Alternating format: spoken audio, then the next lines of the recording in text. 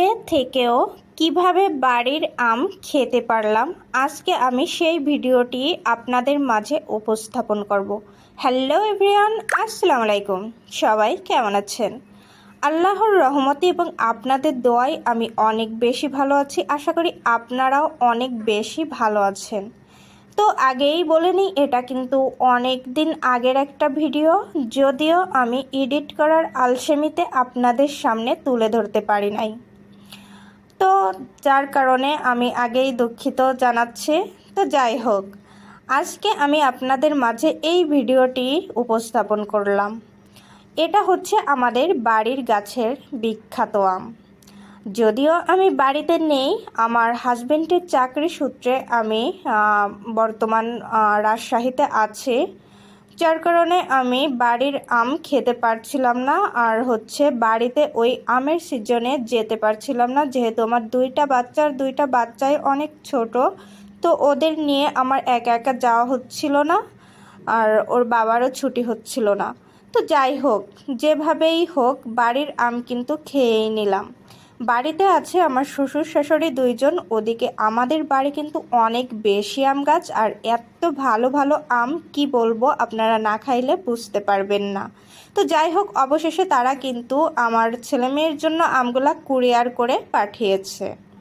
মাত্র 2 দিন লাগছিল আসতে আমাদের নড়াইল থেকে রাজশাহী এই আমগুলা কুরিয়ার করে পাঠানোর ঠিক 2 দিন পরেই আমরা হাতে পেয়েছিলাম।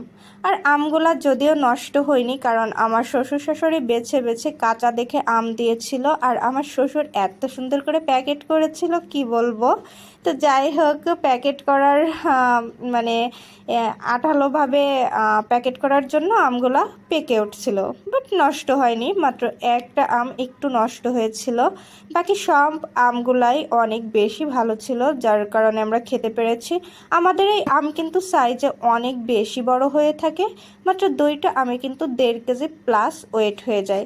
যদিও রাজশাহীতে আম আছে, অনেক আমই আছে, বাট আমার শ্বশুর শাশুড়ি তাদের ভাই বোন অর্থাৎ আমার ছেলে মেয়ে তাদের রেখে আম খেতে অস্বস্তি বোধ করছিল, তাদের জন্যই মূলত তারা এত দূর থেকে আম পাঠিয়েছে। এটা কিন্তু দাদা দাদু আর পোতাপুতনির সম্পর্কের মধ্যে যে ভালোবাসাটা, ওটাই।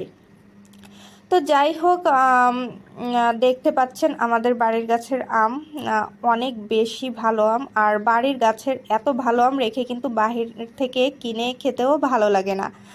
আমার ভিডিওটি দেখার জন্য সবাইকে ধন্যবাদ। আমার ভিডিওটি যদি ভালো লেগে থাকে তাহলে আমার পেজটিকে ফলো করে অবশ্যই আমার পাশে থাকবেন, আর যদি আমার ইউটিউব চ্যানেল থেকে দেখে থাকেন অবশ্যই আমার চ্যানেলটিকে আপনারা সাবস্ক্রাইব করবেন। তো যাই হোক, আমাদের জন্য দোয়া করবেন, আমার শ্বশুর শাশুড়ির জন্য দোয়া করবেন। ভিডিওটি দেখার জন্য সবাইকে ধন্যবাদ। আল্লাহ হাফেজ।